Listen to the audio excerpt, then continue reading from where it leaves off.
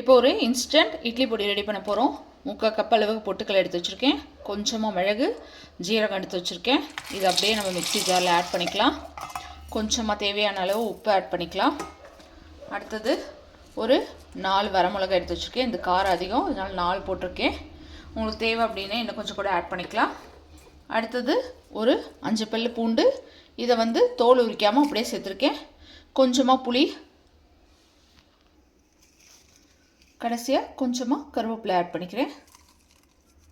Add பண்ணிவிட்டு இதை ஒரு தண்ணி இல்லாமல் ஒரு ட்ரையாக இதை அரைச்சி எடுத்துக்கணும்.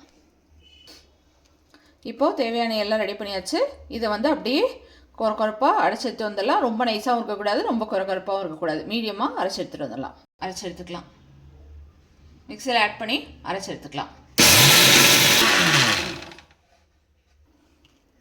அவ்வளோதான், நம்மளோட இட்லி பொடி சூப்பராக ரெடி ஆகிடுச்சு.